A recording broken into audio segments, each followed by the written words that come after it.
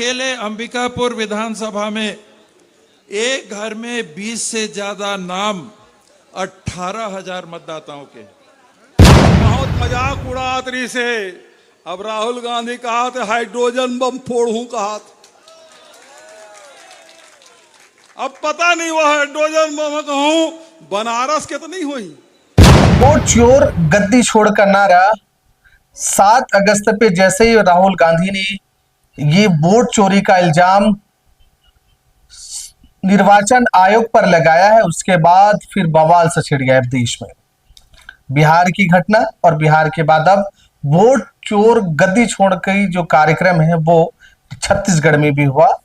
इस वीडियो में हम बताएंगे कि आखिरकार राहुल गांधी का जो हाइड्रोजन बम है वो क्या है और कहां फटने वाले हैं। पूरे वीडियो देखेंगे तो आपको समझ में आएगा कि टीएस बाबा ने कहा कि छत्तीसगढ़ में भी लगभग 20,000 वोट जो है उसके उलटफेर किया गया है। इसमें चरणदास महंत ने भी बताया कि लगभग 44 विधानसभा सीटें ऐसे हैं जिसमें हेरफेर किया गया है।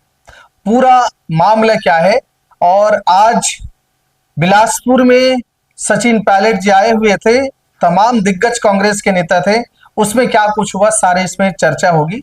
तो पूरे वीडियो आप विस्तार से देखिएगा और बने रहिएगा। हमारे पास रिकॉर्ड है छत्तीसगढ़ में विधानसभा के चुनाव में 44 विधानसभा के रिकॉर्ड बदले गए। 44। नमस्कार, राम राम। दरअसल वोट चोर गद्दी छोड़ का मामला पूरे देश में एक नया माहौल बनाया हुआ है, तो छत्तीसगढ़ बिलासपुर में भी आज वोट चोर गद्दी छोड़ का जो कार्यक्रम उसे विस्तार रूप दिया गया है। सचिन पायलट जी प्रभारी वो यहाँ आए हुए थे। तमाम पूर्व मुख्यमंत्री भूपेश बघेल, चरणदास महंत जी, दीपक बैस जी और तमाम लोग जाके यहाँ वोट चोर पर चर्चा की और घोषणाएं की। क्या आरोप लगाए वो हम आपको बताने की कोशिश करते हैं।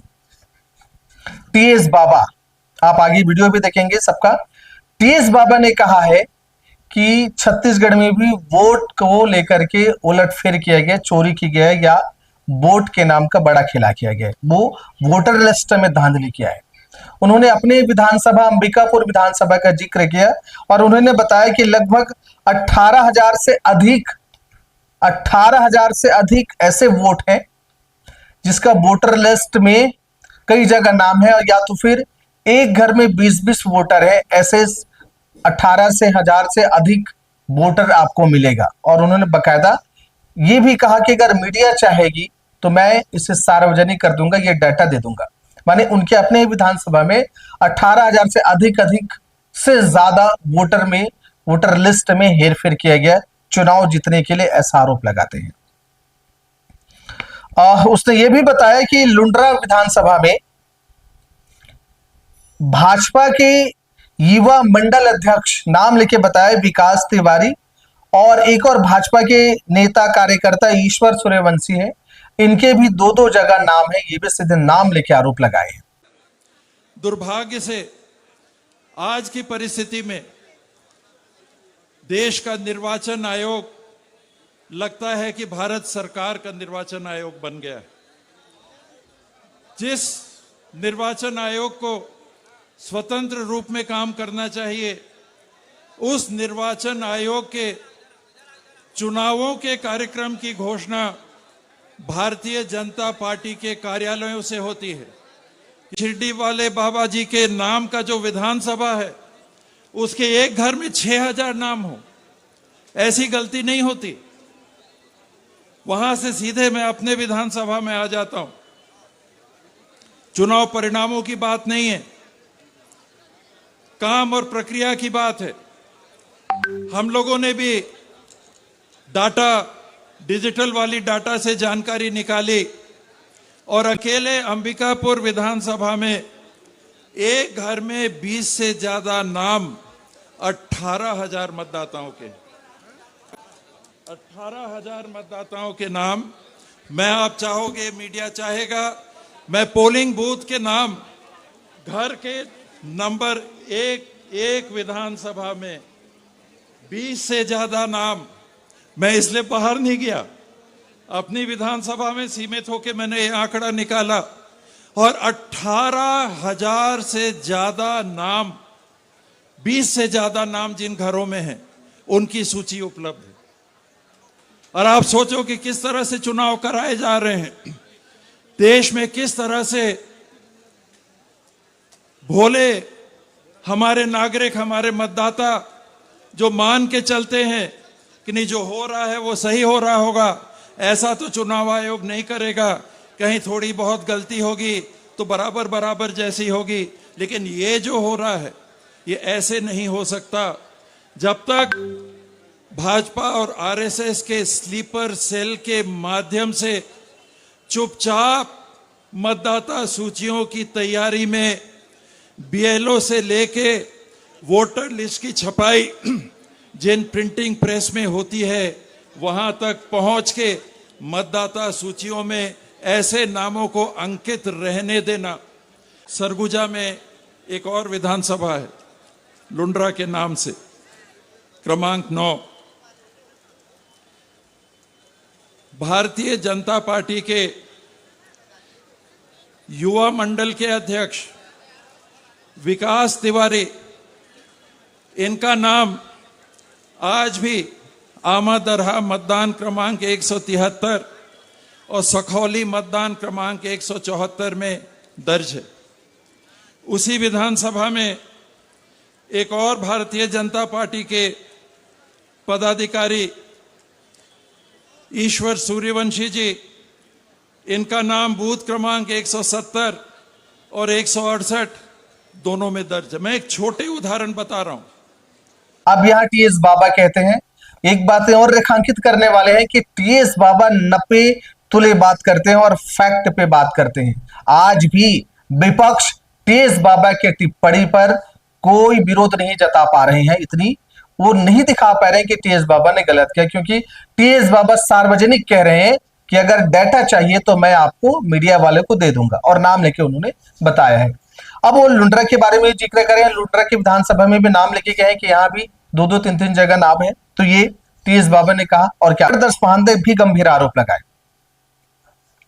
उन्होंने बताया कि 44 विधानसभा सीटें ऐसी है जिसके रिकॉर्ड बदल दिए गए, और ये बाकायदा चुनाव आयोग ने ऐसा करा। 44 सोचिए जरा।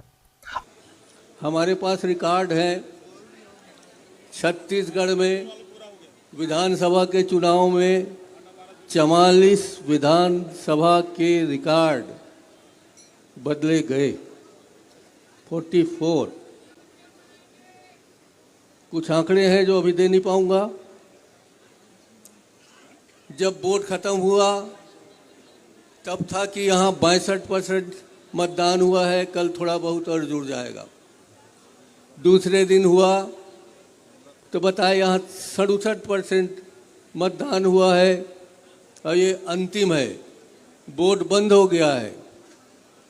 और जब रिजल्ट आया कई विधानसभा क्षेत्रों में, एक का मैं नाम ले सकता हूँ, उसका नाम है सोनहत जनकपुर, तब वहाँ जब रिजल्ट आया तो वो 87% वोट पर रिजल्ट आया। जहाँ पहले दिन 62, दूसरे दिन 66 और रिजल्ट के दिन 67%। हम लोगों ने शिकायत की थी, अध्यक्ष जी ने, भूपेश भाई ने, मगर कुछ सुनवाई हम लोगों की नहीं हुई। और वो एग्जाम्पल भी कहते हैं कि सोनहट विधानसभा का मामला है, यहां सबसे ज्यादा वोट के रिकॉर्ड में हेरफेर किया गया है। उन्होंने बताया कि शुरुआत में कुछ और था आंकड़े, लेकिन परिणाम आने से पहले यानी गिनती होने के बाद वहां कुछ और प्रतिशत बदल दिया गया है। उन्होंने बकायदा कहा कि इसकी हमने शिकायत की लेकिन कुछ भी नहीं किया इसमें। ये है चरणदास महंत जी। तो कुल मिला के आज विधानसभा के सारे जो चीजें हैं अपने अपने क्षेत्र के, वो सारे पर्चे खोल रहे हैं। इसी कड़ी में भूपेश बघेल जी ने कहा कि भाई उसने हाइड्रोजन बम के मामले उठाया और बताया कि राहुल गांधी का हाइड्रोजन बम क्या है। उसने बताया कि असल में उनके अनुसार इशारों इशारों में उन्होंने कहा कि हाइड्रोजन बम राहुल गांधी बनारस की घटना को लेकर फोड़ने वाले हैं। पीएम मोदी के किस तरीके से मोदी जी वोट में गड़बड़ी वोटर लिस्ट में करके और चुनाव जीते हैं, वो शायद हाइड्रोजन बम है, लेकिन उन्होंने साफ कह दिया कि यही हाइड्रोजन बम अब फूटने वाला है। उसने बताया कि दरअसल वहां अजय राव है वो कांग्रेस के प्रदेश अध्यक्ष हैं, और दूसरी बात मोदी जी इनके बीच में चुनाव था, माने अजय राय वर्सेस नरेंद्र मोदी जी। भूपेश बघेल कहते हैं कि यहां 1,50,000 वोटर लिस्ट नए जोड़े गए हैं या वोटर लिस्ट में हेरफेर किया गया है, और इस बार मोदी जी का जीत भी लगभग 1,50,55,000 के आसपास में वोटों की ही जीत हुई है। तो ये हाइड्रोजन बम है, ये राहुल गांधी का हाइड्रोजन बम है। और जैसे इनका खुलासा होगा फैक्ट के साथ, राहुल गांधी जब यहां बात रखेगी तो नरेंद्र मोदी जी को उनकी गद्दी छोड़नी पड़ेगी। तो ये हाइड्रोजन बम है, ये इशारों ही इशारों में भूपेश बघेल ने आज बिलासपुर के गद्दी छोड़ कार्यक्रम में स्पष्ट कर दिया है। साफ साफ वो कहते हैं, सुनिए। बहुत मजाक उड़ात रही से अब राहुल गांधी कहा तो हाइड्रोजन बम फोड़ू कहा। अब पता नहीं वो हाइड्रोजन बम कहूं बनारस के तो नहीं हुई। काबर के अभी मैं कह रहे बनारस सासाराम से जब यात्रा शुरू करी 17 तारीख के राहुल जी है, तो बनारस से हम बाई रोड गए रहे भाई अजय राय जी प्रदेश कांग्रेस कमेटी के अध्यक्ष है और वही मोदी के खिलाफ चुनाव लड़े हैं। वो बतात रही से 11 लाख तो वोट पड़े भैया और 12.5 लाख की गिनती हो है। अजय राय बता दी थे 11 लाख वोट पड़े हैं और 12.5 लाख की गिनती हो है। तो सोच ले वो हाइड्रोजन बम कहूं बनारस में नहीं फूटी और बनारस में फूट गए और फर्जी कहूं राहुल गांधी साबित कर दी तो नरेंद्र मोदी का होई